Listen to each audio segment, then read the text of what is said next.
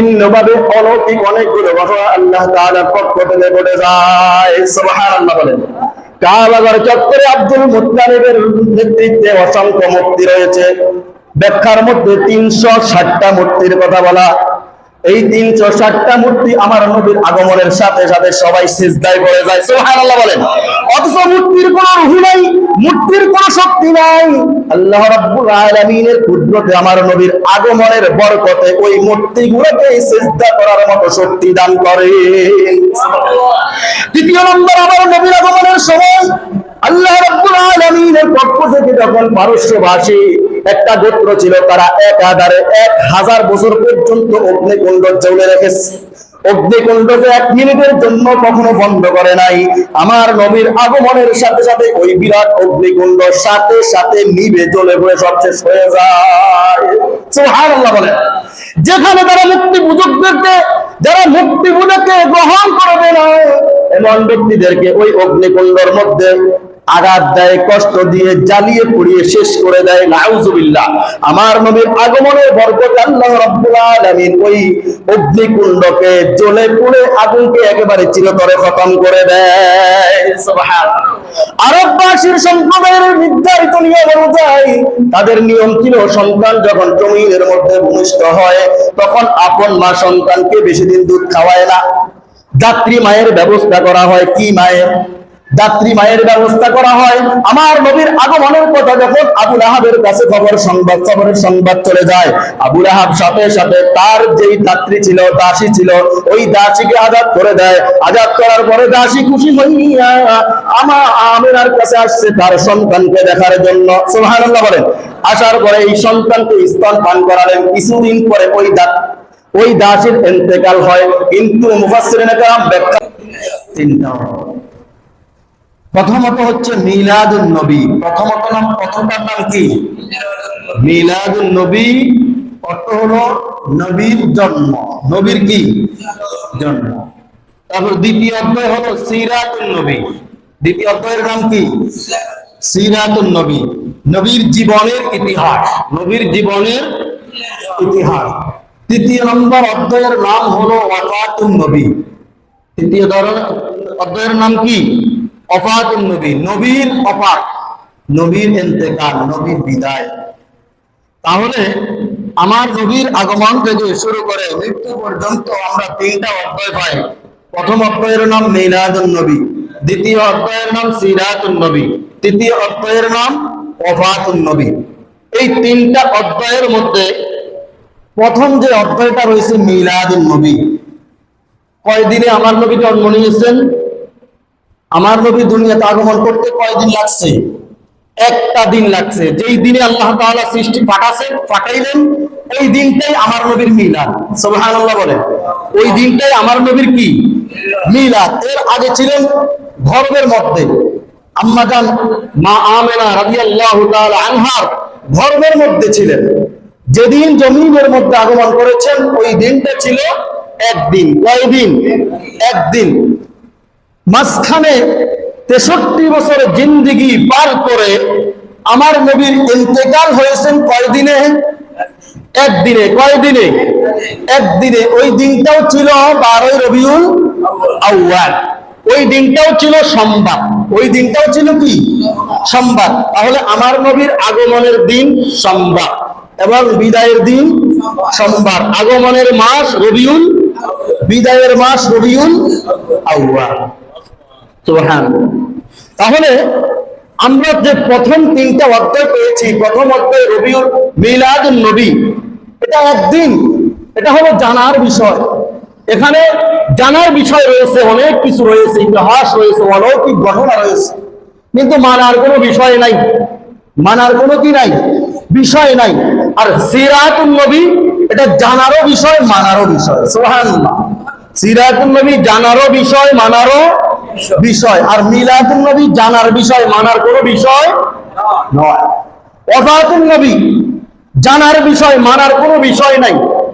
আমার নবীর ইন্তেকাল হয়েছে, কিভাবে হয়েছে, কখন হয়েছে, কোন জায়গায় হয়েছে, এগুলো আমরা জানবো, কিন্তু এগুলো থেকে মানার কোনো কিছু নাই।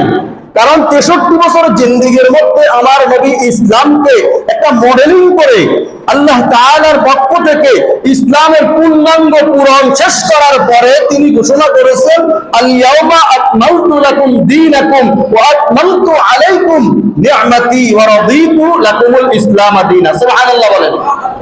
আমার নবীর 63 বছরের শেষ সময়ে আমার নবী বাছরের মধ্যে বলেছেন, আমার আজকে মনের আশা পূরণ হয়েছে, আল্লাহর পক্ষ থেকে আমার উপরে যেই বিধান ছিল এই বিধানের কাজটা আমি আজকে পূর্ণ করেছি। সুবহানাল্লাহ। এবং ইসলামকে তোমাদের জন্য আল্লাহর দরবারে মনোনীত ধর্ম হিসাবে ঘোষণা করে দিয়েছে। সুবহানাল্লাহ। তাহলে আমার নবীর জীবন ইতিহাসের মধ্যে 3টা অধ্যায়, মিলাদুন নবী, সিরাতুন নবী, ওয়াফাতুন নবী। প্রথম অধ্যায়ে মিলাদুন নবী। এবার আসেন সিরাতুন নবীর মধ্যে আমরা 3টা অধ্যায় পাই। সিরাতুন নবীর মধ্যে আমরা কয়টা অধ্যায় পাই? 3টা অধ্যায়। প্রথম অধ্যায় হলো জন্ম থেকে শুরু করে 40 বছর পর্যন্ত। প্রথম অধ্যায় জন্ম থেকে শুরু করে কয় বছর পর্যন্ত? 40 বছর পর্যন্ত। ওই 40 বছরটাকে বলা হয় ক্বাবলাতুন নবী। ওই 40 বছরকে কি বলা হয়? ক্বাবলাতুন নবী। নবীর পূর্বের সময়, নবীর দায়িত্বের পূর্বের যে সময়টা ছিল ওই সময়টাকে কি বলা হয়? ক্বাবলাতুন নবী। এরপরে 13 বছর জিন্দেগি, মক্কি জিন্দেগি। ওই মক্কি জিন্দেগিকে বলা হয় কি? মক্কি জিন্দেগি। 13 বছর নবুয়তের ওহীর সূচনা থেকে শুরু করে 13 বছর আমার নবী মক্কাতে অবস্থান করেছেন। ওই 13 বছরকে কি বলা হয়? মক্কি জিন্দেগি। সেখান থেকে আবার মদিনায় যাওয়ার পরে সেখানে 10 বছর অতিবাহিত করেছিলেন। ওই 10 বছরকে বলা হয় মদিনা জিন্দেগি। ওই 10 বছরকে কি বলা হয়? মাদানী জিন্দেগি। 10 বছরকে কি বলা হয়? মাদানী জিন্দেগি। এই 63 বছর জিন্দেগির মধ্যে আমার নবীর 3টা অধ্যায়। প্রথম অধ্যায় হলো জন্ম থেকে শুরু করে 40 বছর। দ্বিতীয় অধ্যায় হলো নবুয়তের দাওয়াত যখন থেকে শুরু হয়েছে তখন থেকে 13 বছর মক্কাতে অবস্থান করেছেন। ওই সময়ের পরে হিজরত করে যখন মদিনা চলে গেছেন ওই অধ্যায়কে বলা হয় মাদানী জিন্দেগি। এই 3টা অধ্যায়ের মধ্যে আমার নবীর সিরাত। সুবহানাল্লাহ বলেন। এই 3টা অধ্যায়ের মধ্যে আমার নবীর সিরাত কি? 3টা অধ্যায়ের মধ্যে আমার নবীর সিরাত সীমাবদ্ধ রয়েছে। সুবহানাল্লাহ। আমার নবী জন্মগ্রহণ করেছেন যেই মায়ের সন্তান হিসেবে দুনিয়াতে আগমন করেছেন সে মায়ের নাম কি? আমিনা। মায়ের নাম কি? আমিনা। আমার নবী দুনিয়াতে আগমন করার 6 মাস আগে, 6 মাস পূর্বে আব্বাজান আব্দুল্লাহ দুনিয়ার জমিন থেকে বিদায় নিয়েছেন। আমার নবীর আব্বার নাম কি? আব্দুল্লাহ। আব্দুল্লাহ দুনিয়ার জমিন থেকে বিদায় নিয়েছেন। 6 মাস পরে তিনি দুনিয়ার জমিন থেকে বিদায় নেওয়ার আগে আমার নবী পেটের মধ্যে গর্ভ অবস্থায় ছিলেন। তিনি চলে যাওয়ার 6 মাস পর আমার নবী জমিনের মধ্যে ভূমিষ্ঠ হয়েছিল। আমার নবী ভূমিষ্ঠ হওয়ার মধ্যে যে অলৌকিক বিষয়গুলো রয়েছে এগুলো আমরা জানবো। এগুলো থেকে আমাদের মানার কোনো বিষয় নাই। এগুলো থেকে আমাদের মানার কোনো কি নাই? বিষয় নাই। 6 মাস পরে আল্লাহ রাব্বুল আলামিন মা আমিনা রাদিয়াল্লাহু তাআলা আনহার ঘরের মধ্যে আমার নবীকে পাঠালেন। আমার নবী যখন দুনিয়ার জমিনের মধ্যে আসবেন আম্মাজান আমিনা ঘরের মধ্যে একাকিত্ব সময় কাটাইতেছেন। তিনি ভয়ের মধ্যে আতঙ্কের মধ্যে ছিলেন, কারণ এর পূর্বে যে অলৌকিক ঘটনাগুলো ঘটেছে অনেক বিরাট ইতিহাস, সবগুলো বলার সময় থাকবে না। এমন তিনি ভয়ের মধ্যে ছিলেন। সন্তান ভূমিষ্ঠ হবে যখন বাপ, এমন সময় তিনি ঘরের মধ্যে একা, আর কেউ নেই। এমন সময় ঘরের মধ্যে কি? একা, আর কেউ নেই। আল্লাহ রাব্বুল আলামিনের পক্ষ থেকে 3 জন মহিলা পাঠালেন। সুবহানাল্লাহ বলেন। কয়জন মহিলা পাঠালেন? 3 জন মহিলা আল্লাহ রাব্বুল আলামিন আমার নবীর আম্মা জানের কাছে পাঠালেন। এই 3 জন মহিলা একজন আমার নবীর জন্য, একজন আমার নবীকে বাতাস করতেছেন। কি করতেছেন? আমার নবী একজন আম্মাজান আমেরাকে বাতাস করতেছেন, আরেকজন কি করতেছেন? শরবত বানাইতেছেন, আরেকজন পানির জন্য যাইতেছেন। এই 3 জন যখন উপস্থিত ছিল, এই উপস্থিত অবস্থায় আল্লাহ রাব্বুল আলামিন সোমবার সকালে সূর্য যখন উদিত হয় এমন সময়ের মধ্যে আল্লাহ রাব্বুল আলামিন দুনিয়ার জমিনের মধ্যে সরকারে আলম মুহাম্মদুর রাসূলুল্লাহ সাল্লাল্লাহু আলাইহি ওয়াসাল্লামকে দুনিয়াতে প্রেরণ করেন। সুবহানাল্লাহ বলেন। অন্যান্য সন্তান আমরা যেভাবে দুনিয়াতে ভূমিষ্ঠ হই, আমার নবীর আগমনের মধ্যে ভিন্ন রকম রয়েছে। আমার নবীর আগমনের সময় আম্মাজান আমেনা তিনি বলেছেন যে আমার সন্তান ভূমিষ্ঠ হওয়ার সময় আমার কোনো কষ্ট হয় নাই। সুবহানাল্লাহ বলেন। সাধারণত যখন সন্তান ভূমিষ্ঠ হয় তখন মায়ের কষ্ট হয় কি হয় না? মায়ের একটু কষ্ট পায়, কিন্তু আমার নবী যখন ভূমিষ্ঠ হয়েছিল এমন সময় আম্মা জান আমেনা কোনো কষ্ট পায় নাই। সুবহানাল্লাহ বলেন। এ হলো এক নম্বর অলৌকিক বিষয়। দুই নম্বর অলৌকিক হলো সন্তান ইচ্ছায় অনিচ্ছায় মাকে একটু কষ্ট দেয়। আমার নবী ভূমিষ্ঠ থেকে শুরু করে গর্ভধারণ থেকে শুরু করে ভূমিষ্ঠ হওয়া পর্যন্ত ইচ্ছা তো দূরের কথা, অনিচ্ছাও আম্মা জান আমেনাকে কোনোদিন আঘাত করে নাই। সুবহানাল্লাহ বলেন। যখন নবী দুনিয়াতে আগমন করেছেন এমন সময় তিনজন মহিলাকে দেখে আমেনা রাদিয়াল্লাহু তাআলা আনহা আশ্চর্য হয়ে গেলেন। এই তিনজন মহিলার পরিচয় জানতে চাইলেন, তখন তিনজন পরিচয় দিয়েছেন। একজন হলো পয়গম্বর ইব্রাহিম আলাইহিস সালাতু ওয়াস সালামের স্ত্রী হাজরা। সুবহানাল্লাহ বলেন। আরেকজন হলো ফেরাউনের স্ত্রী আসিয়া, যে আসিয়াকে আল্লাহ তাআলা জমিনের মধ্যে জান্নাতের সার্টিফিকেট দিয়ে তারপরে মৃত্যু দান করেছেন। সুবহানাল্লাহ বলেন। আরেকজন হলো মারইয়াম, ঈসা আলাইহিস সালামের আম্মার নাম কি? মারইয়াম আলাইহিস সালাম। এই তিনজন মহিলাকে আল্লাহ রাব্বুল আলামিন আমার নবীর আগমনের সময় দুনিয়াতে প্রেরণ করেন। সুবহানাল্লাহ বলেন। এবার আসেন এই অলৌকিক বিষয়গুলো আমরা জানার মাধ্যমে ঈমান মজবুত করা। আমার নবী যখন আগমন হয়েছিল আমাদের মতো হয় নাই। আল্লাহ রাব্বুল আলামিন সাধারণত যখন দুনিয়ার জমিনের মধ্যে কোনো সন্তান দুনিয়ার জমিনে পাঠান, এর পূর্বে 9 মাস 10 মাস পর্যন্ত মায়ের নাভি থেকে সন্তানের নাভির একটা কানেকশন করে মায়ের নাপাক রক্ত দিয়ে সন্তানকে লালন পালন করান। আল্লাহ রাব্বুল আলামিন আমার নবীর নাভিকে কাটা অবস্থায় দুনিয়াতে প্রেরণ করেছেন। সুবহানাল্লাহ বলেন। নবীর নার কোনো কাটা লাগে নাই, কাটার কোনো প্রয়োজন হয় নাই। আল্লাহ তাআলার পক্ষ থেকে আমার নবী মায়ের গর্ভের মধ্যে লালিত পালিত হয়েছিল। সুবহানাল্লাহ। দুই নম্বর অলৌকিক বিষয় হলো সাধারণত আমাদের সন্তান যখন দুনিয়ার জমিনের মধ্যে ভূমিষ্ঠ হয়, ভূমিষ্ঠ হওয়ার পরে 5-7 বছর পরে আমরা সন্তানকে খতনা করাই, যেটাকে আমরা সাধারণত মুসলমানই বলি। কিন্তু আমার নবীকে জমিনের মধ্যে মুসলমানি করারও লাগে নাই। সুবহানাল্লাহ বলেন। আল্লাহ রাব্বুল আলামিনের পক্ষ থেকে অলৌকিকভাবে খতনা অবস্থায় আমার নবী জমিনের মধ্যে আগমন করেছেন। সুবহানাল্লাহ। 3 নম্বর অলৌকিক বিষয় হলো আমার নবী জমিনের মধ্যে আসার সাথে সাথে সিজদায় পড়ে শুকরিয়া আদায় করেছেন। সুবহানাল্লাহ বলেন। আমরা কি দুনিয়াতে আসার পরে আমাদের কোনো হুঁশ থাকে? আমরা বুঝার কোনো শক্তি থাকে না। আল্লাহ রাব্বুল আলামিন আমার নবীকে যখন দুনিয়াতে পাঠালেন সাথে সাথে আমার নবী সিজদার মধ্যে গিয়ে দোয়া করলেন। ওই দোয়ার মধ্যে আমার নবী বললেন লা ইলাহা ইল্লাল্লাহু মুহাম্মাদুর রাসূলুল্লাহ সাল্লাল্লাহু আলাইহি সুবহানাল্লাহ বলেন। আমার নবী যখন দুনিয়ার জমিনের মধ্যে আগমন করলেন, আগমন করার পরে বিভিন্নভাবে অলৌকিক অনেকগুলো ঘটনা আল্লাহ তাআলার পক্ষ থেকে ঘটে যায়। সুবহানাল্লাহ বলেন। কাবাগর চত্বরে আব্দুল মুত্তালিবের নেতৃত্বে অসংখ্য মূর্তি রয়েছে। ব্যাখ্যার মধ্যে 360টা মূর্তির কথা বলা। এই 360টা মূর্তি আমার নবীর আগমনের সাথে সাথে সবাই সিজদায় পড়ে যায়। সুবহানাল্লাহ বলেন। অথচ মূর্তির কোনো রূহ নাই, মূর্তির কোনো শক্তি নাই। আল্লাহ রাব্বুল আলামিনের কুদরতে আমার নবীর আগমনের বরকতে ওই মূর্তিগুলোকে সিজদা করার মতো শক্তি দান করেন। দ্বিতীয় নম্বর, আমার নবীর আগমনের সময় আল্লাহ রাব্বুল আলামিনের পক্ষ থেকে যখন পারস্যভাষী একটা গোত্র ছিল, তারা একাধারে 1000 বছর পর্যন্ত অগ্নিকুণ্ড জ্বলে রেখেছে। অগ্নিকুণ্ডকে 1 মিনিটের জন্য কখনো বন্ধ করে নাই। আমার নবীর আগমনের সাথে সাথে ওই বিরাট অগ্নিকুণ্ড সাথে সাথে নিভে জ্বলে পড়ে সব শেষ হয়ে যায়। সুবহানাল্লাহ বলেন। যেখানে তারা মুক্তি পূজকদেরকে, যারা মুক্তি পূজাকে গ্রহণ করবে না এমন ব্যক্তিদেরকে ওই অগ্নিকুণ্ডের মধ্যে আঘাত দেয়, কষ্ট দিয়ে জ্বালিয়ে পুড়িয়ে শেষ করে দেয়। নাউজুবিল্লাহ। আমার নবীর আগমনের বরকতে আল্লাহ রাব্বুল আলামিন ওই অগ্নিকুণ্ডকে জ্বলে পুড়ে আগুনকে একেবারে চিরতরে খতম করে দেয়। সুবহানাল্লাহ।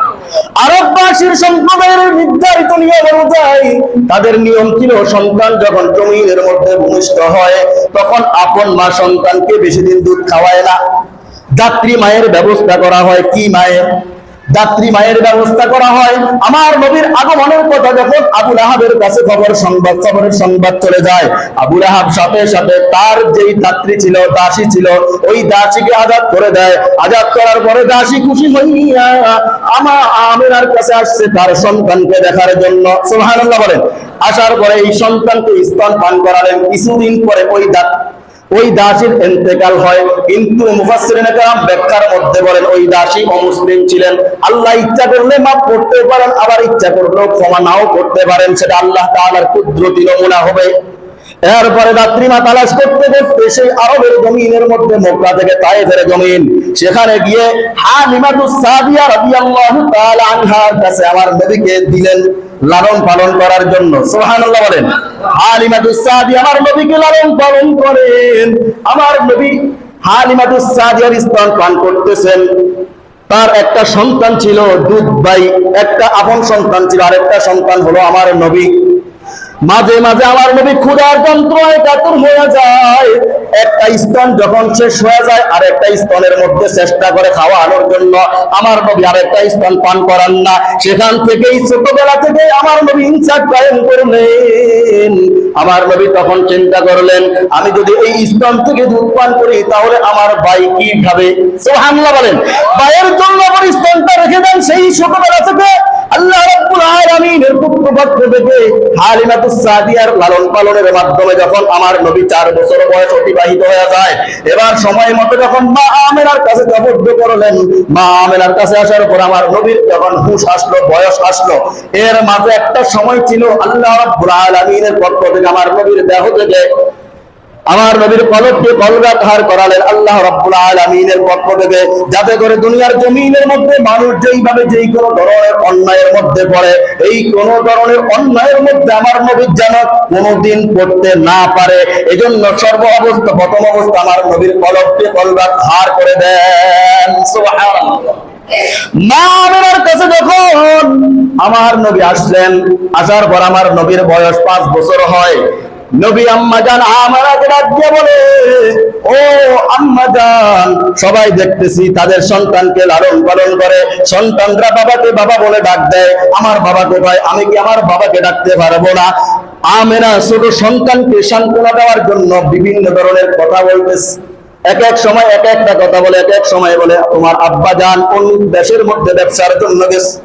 একটা পর্যায়ে যখন সন্তানের বয়স আরো কিছুদিন চলে যায়, 6 বছর 7 বছরের মধ্যে যখন পড়লো, তখন এবার আম্মা জান আমেনা ডাক দিয়া বলে, তোমার আব্বা নাই।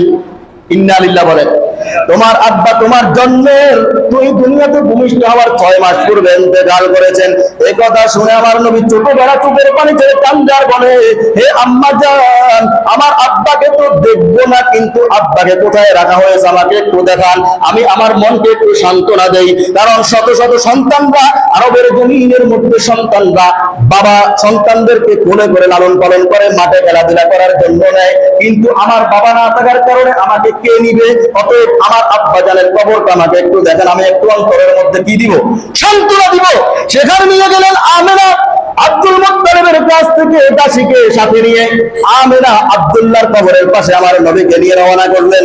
আমার নবী আব্বা জানের কবরের পাশে দাঁড়িয়ে চোখের পানি ছেড়ে কান্না করতেছেন আর বলতেছেন, আব্বা জান, আপনি আমার এই সময়ের মধ্যে আপনি আমার আদর দেখান না, আমাকে আদর করেন না, আপনি এমন জায়গার মধ্যে আছেন আমি আপনাকে দেখি না, আপনিও আমাকে দেখেন না। এই কথা বলে কবরের পাশে দাঁড়িয়ে এমন কান্না করলেন, মুফাসসিরিনে কেরাম বলেন কাঁদতে কাঁদতে কাঁদতে কাঁদতে আমার নবী 3 বার পর্যন্ত বেহুশ হয়ে যায়। আল্লাহু আকবার। ওইদিকে বিবি আমেনা, মা আমেনা আমার নবীর কান্না দেখে ওইদিকে স্বামীর শোকের কথা মনে পড়ে গেছে, ওইদিকে সন্তান চোখের সামনে কাঁদতে কাঁদতে জমিনের মধ্যে পড়ে যায়। তিনিও শোকাচ্ছন্ন হয়ে কান্না শুরু করলেন। সেখান থেকে রওনা করলেন। কিছু দূর যাওয়ার পরে আল্লাহ তাআলার পক্ষ থেকে আমেনার মৃত্যুর সংবাদ চলে আসে। আল্লাহু আকবার বলেন। নবীর জীবনের ইতিহাস থেকে আমরা অনেক কিছু শিক্ষা রয়েছে। আমরা ছোটবেলা থেকে আমাদের আব্বার লালন পালনের আদর পাই, আম্মার লালন পালনের আদর পাই, আত্মীয় স্বজনের লালন পালনের আদর পাই, কিন্তু আমার নবীর ছোটবেলা থেকে আব্বার লালন পালন দেখেন নাই। বুঝ জ্ঞান হওয়ার পরে আম্মাকেও তিনি বিদায় করে দেয়। আল্লাহু আকবার। এমন একটা মরুভূমির মধ্যে আম্মাজান আমেনার মৃত্যু হয়ে যায়, মৃত্যুর সংবাদ চলে আসে, যেখান থেকে আব্বাজানের কবর থেকে এখনো বাসায় যাওয়া হয় নাই। মক্কা এবং মদিনার মধ্যবর্তী একটা জায়গা আবওয়াহা নামক স্থানে, ওই জায়গার মধ্যে আম্মাজান আমেনার মৃত্যু হয়ে যায়। এখন ওই দাসী এবং আমার নবী ছোট মানুষ আরবের জমিনের মধ্যে মাটি খনন করে তারপর আম্মাজানকে সেখানে দাফন করে বাড়িতে চলে যায়। বাড়িতে যাওয়ার পরে দাদার কাছে যখন সংবাদ জানলো আম্মাও দুনিয়া থেকে চলে গেছে, দাদা মনের মধ্যে শোবে, ছেলে এবং ছেলের বউয়ের শোবে। কিছুদিন পরে দাদার ইন্তেকাল। দেখেন আমার নবীর জীবন ইতিহাস কত করুণ ইতিহাস ছিল, কিন্তু আমরা মিষ্টি সুন্নতের প্রতি গুরুত্ব দেই, আমার নবীর কঠিন কঠিন মুহূর্তগুলোকে স্মরণ করি না। এবার সেখান থেকে লালন পালন করার মতো আর কেউ ছিল না। আব্দুল মুত্তালিবের ইন্তেকালের পরে আমার নবীর জীবনের মধ্যে অনেক সময় ছিল আবু তালেবের সাথে। কার সাথে? চাচা আবু তালেব বিভিন্ন দেশের মধ্যে, শাম দেশের মধ্যে ব্যবসা করার জন্য চলে যান। সব সময় একা বাড়িতে ফেলে, একা একা সন্তানকে বাড়িতে রেখে, বাতিজা আর কি, বাতিজাকে ঘরে একা একা রেখে তিনি শাম দেশে চলে যান। তিনি জানেন মুহাম্মদকে যদি সাথে নিয়ে আমি সামদেশ কয়েকটা দেশকে বলা হয়, জর্ডান, লেবানন, ফিলিস্তিন সহ আর কয়েকটা দেশকে একসাথে সামদেশ বলা হয়, আমার সন্তানকে নিয়ে যদি, আমার বাতিজাকে নিয়ে যদি সামদেশে যাই, তাহলে কারণ আমাদের পূর্বের ইতিহাসের কিতাবের মধ্যে লিপিবদ্ধ আছে এমন একজন মহামানব জমিনের মধ্যে আগমন করবে, সে এমন একটি শান্তি কায়েম করবে, অন্যান্য ধর্মের উপরে তার ধর্ম পৃথক হবে। এই কথাটা সামদেশের লোকেরা জানে। সামদেশের লোকেরা জানে এমন ব্যক্তি যদি কখনো এই এলাকার মধ্যে আসে, তাহলে আমরা তাকে হত্যা করব। আমরা তাকে কি করব? হত্যা করে শেষ করে দিব, যাতে করে সে আমাদেরকে অন্য কোনো পথের প্রতীক না বানাতে পারে। আবু তালেব একা একা বাতিজা মুহাম্মদকে ঘরের মধ্যে রেখে সামদেশের মধ্যে যায়। এইভাবে সময় যাইতে যাইতে একটা সময় আমার নবী কান্না করলেন আর বললেন, আপনি একা একা আমাকে, আমি ওইদিকে সুবিরচ্ছন্ন ভাবে সময় কাটাই, ওইদিকে আপনি আমাকে একটু সান্ত্বনা দিবেন। আপনিও আমাকে একা একা ঘরের মধ্যে ফেলে আপনি চলে যান, আপনি আমাকে সাথে করে নিয়ে যান। একদিন সাথে করে রওনা করলেন। আল্লাহ রাব্বুল আলামিনের পক্ষ থেকে এমন কুদরতি অলৌকিক ঘটনা ঘটে গেল, জোরে বলেন সুবহানাল্লাহ। আবু তালেব চিন্তা করলেন, যদি আমার ব্যবসায়িক লোকদের সামনে নেই, তারা তাকে আঘাত করবে, হত্যা করবে, শেষ করে দিবে। এই জন্য আবু তালেব একটা গাছের গোড়ায় শাম দেশের মধ্যে একটা গাছের গোড়ায় আমার নবীকে বসালেন। সেখানে বসাইয়ে আবু তালেব তার ব্যবসার মালামালের জন্য তাদের সামনে চলে যান।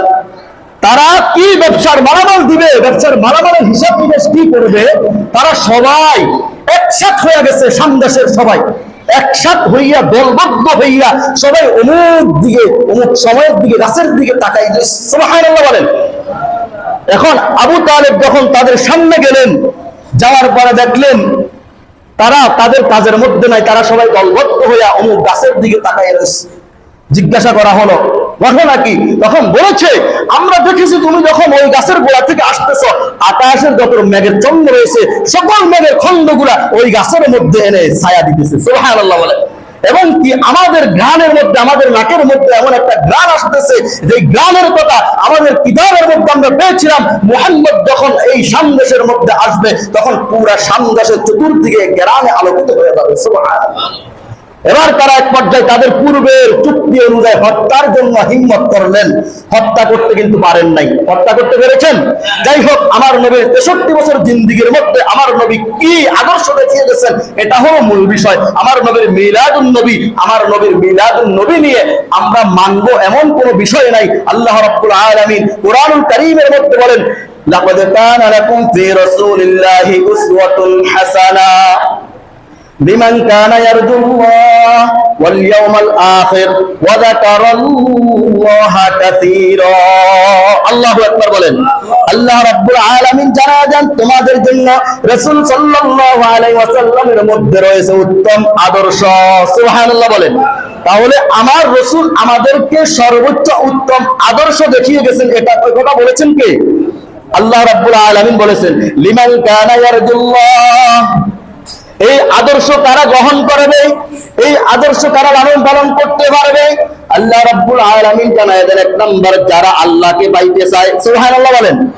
লিমান কানা ইয়ারজুল্লাহ ওয়াল ইয়াউমাল আখির। দুই নাম্বার যারা সেই দিন সম্পর্কে মনের মধ্যে ধারণা রাখে, ওই দিন আল্লাহ ছাড়া কেউ বাঁচাইতে পারবে না। সুবহানাল্লাহ বলেন। ওয়া যাকারাল্লাহা কাসীরা। 3 নম্বর, যারা সদা সর্বদা আল্লাহ তাআলাকে বেশি বেশি বেশি বেশি করে স্মরণ করে, সুবহানাল্লাহ, তারাই পারবে আমার নবীকে অন্তরের মধ্যে ধারণ করতে, সুবহানাল্লাহ বলেন। অন্যথায় আর কেউ পারবে না। যদি আমার নবীর আদর্শের বাহিরে কোনো কথাকে আমল মনে করে, সওয়াবের নিয়তে পালন করে, আমার নবী বলেন যদি সেটা আমার আদর্শের মধ্যে না থাকে তাহলে সেটা হবে কেমন? অন্য এক হাদিসের মধ্যে আল্লাহ রাসূল বলেন, মান তাশাব্বাহা বিকওমিন ফাহুয়া মিনহুম। আল্লাহ রাসূল বলেন, কেউ যদি কোনো সম্প্রদায়কে অনুসরণ করে, কোন সম্প্রদায়ের কথাকে তারা লালন পালন করে, যেই প্রথাটা আমার আদর্শের মধ্যে নাই, যেই প্রথাটা আমার কিসের মধ্যে নাই, আপনারা মনে হয় কথা বুঝেন না, যেই কথা কিসের মধ্যে নাই, আমার আদর্শের মধ্যে নাই, মান তাশাব্বাহা বিকওমিন ফাহুয়া মিনহুম। যদি আমার উম্মতের মধ্যে কেউ যদি এমন কোন কথা সওয়াবের নিয়তে, আমলের নিয়তে পালন করে যেই কথাটা আমার আদর্শের মধ্যে নাই, তাহলে তারা হলো ওই সমস্ত সম্প্রদায়ের লোক যেই সম্প্রদায়টা আমার বিরুদ্ধাচার করতেছে, নাউজুবিল্লাহ বলেন। তাহলে সব কিছুর দ্বারা নবীর মহব্বত পাওয়া সম্ভব না। যে আদর্শ আমার নবী শিক্ষা দিয়ে গেছেন, ওই আদর্শ গ্রহণের মাধ্যমে আমার নবীর মহব্বত পাওয়া যাবে, সুবহানাল্লাহ বলেন। লা ইউমিনু আহাদুকুম হাত্তা আকুনা আহাব্বা ইলাইহি মিন ওয়ালিদিহি ওয়া ওয়ালাদিহি ওয়ান নাসি আজমাইন। আল্লাহু আকবার। আল্লাহ রাসূল সাল্লাল্লাহু আলাইহি ওয়াসাল্লাম বলেন, তোমরা ততক্ষণ পর্যন্ত মুমিন হবে না যতক্ষণ না আমি নবীকে, তোমার আব্বা, তোমার সন্তান, তোমার দুনিয়ার সবকিছু, সমস্ত মানুষ থেকে তোমার অন্তরের মধ্যে আমি নবীর মহব্বত বেশি না থাকে, সুবহানাল্লাহ বলেন। ততক্ষণ পর্যন্ত আমার উম্মত হতে পারবে না, ততক্ষণ পর্যন্ত আমার মহব্বত তোমার অন্তরের মধ্যে বসবে না। আর আল্লাহ 3টা কথা বলেছেন, যারা আমাকে চায়, কিয়ামতের দিবসের মুক্তির কথা চায়, তারপর কি বেশি বেশি করে আমাকে শুধু চাইলেই হবে না, আমি আল্লাহকে চাই, আল্লাহকে চাই এই কথা বললেই হবে না। আল্লাহ বলেছেন ওয়া যাকারাল্লাহা কাসীরা, সদা সর্বদা অন্তরে আমাকে স্মরণ করে, সুবহানাল্লাহ বলেন। এজন্য সদা সর্বদা আল্লাহ তাআলাকে স্মরণ করার মাধ্যমে, আল্লাহর রাসূলের আদর্শের মাধ্যমে আমরা সফল হতে পারবো, সুবহানাল্লাহ বলেন।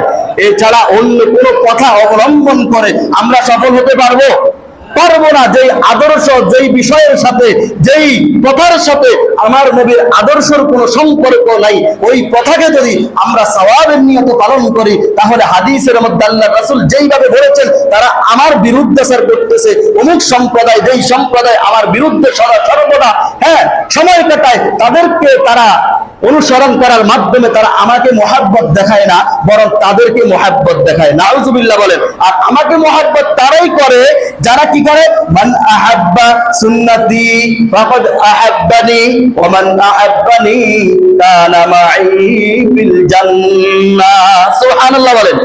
যে আমার সুন্নাত, দেখেন সুন্নাত এখন আমরা একেবারেই সাদা, মানে একেবারেই তেমন গুরুত্বের কিছুই মনে করি না, অথচ আল্লাহ তাআলা যে বলেছেন রাসূলকে চাও, রাসূলকে পাইতে হলে এইভাবে চলো।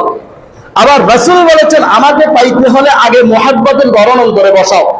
আবার বলেছেন আমাকে পাইতে হলে আমার জীবনের সিরাতুন নবীর মধ্যে যে আদর্শগুলো রয়েছে, এই আদর্শগুলোকে তুমি স্মরণ করে করে তুমি নিজে এই আদর্শ বাস্তবায়ন করো, সুবহানাল্লাহ বলেন। তাহলে মিলাদুন নবী এবং ওফাতুন নবী এই 2টা দিন হলো জানার বিষয়। এই 2টা দিনের মাধ্যমে আল্লাহ তাআলার পক্ষ থেকে জমিনের মধ্যে অলৌকিক অনেকগুলো বিষয় রয়েছে। আর সিরাতুন নবী হলো 63 বছরের জিন্দেগি। আবার এই 63 বছরের জিন্দেগি হলো, জিন্দেগির মধ্যে 40 বছর হলো নবুয়তের আগে, যেটাকে বলা হয় কি কবলাতুন নবী। আবার 13 বছর হলো মাক্কি জিন্দেগি, মাক্কি জিন্দেগি। আবার 10 বছর হলো মাদানী জিন্দেগি। আমার নবী 13 বছর মাক্কি জিন্দেগির মধ্যে মার খেয়েছেন। মাক্কি জিন্দেগিতে আমার নবী কি খেয়েছেন? আপনারা মনে হয় কথা বুঝুন না, কি খেয়েছেন? মার খেয়েছেন, মক্কাবাসীর উপরে, মক্কাবাসীর বিভিন্ন জুলুম নির্যাতনের শিকার হয়েছে। আর মাদানী জিন্দেগি বাকি যে 10 বছর হিজরতের পরে, ওই 10 বছর আমার নবী নিজে সদা সর্বদা 66টা যুদ্ধ পরিচালিত করেছেন, সুবহানাল্লাহ বলেন। এক একটা যুদ্ধ এমন অবস্থা হয়েছিল আমার নবী নিজে সশরীরে 23টা যুদ্ধে অংশগ্রহণ করেছেন, বাকিগুলো তিনি কি করেছেন? পরিচালনা করেছেন, সেনা সদস্যদেরকে পাঠিয়ে দিয়েছেন, অনেকগুলো যুদ্ধের মধ্যে বিজয় হয়েছেন, যার কারণে ইসলামের বিজয়ের পরে সেই মক্কাবাসীরা আমার নবীর ভয়ে এক এক দিকে পালাতে শুরু করলো, কিন্তু আমার নবী তখনও তায়েফবাসীদেরকে অভিশাপ দেন নাই, আমার নবী তখনও মক্কাবাসীদেরকে অভিশাপ দেন নাই, বরং আল্লাহ তাআলার পক্ষ থেকে বলা হলো এদের সবাইকে তছনছ করে দিব। আমার নবী শেষ মুহূর্ত তাদের তছনছ চান নাই, হেদায়েত চেয়েছেন। কি চেয়েছেন? হেদায়েত চেয়েছেন। এজন্য আমরা রাসূলের আদর্শের মাধ্যমে জীবন্ত পরিচালনা যদি না করি, অন্য কথা যদি আমরা লালন পালন করি, এটার মাধ্যমে আমাদের অন্তরের মধ্যে রাসূলের ভালোবাসা পয়দা হবে না।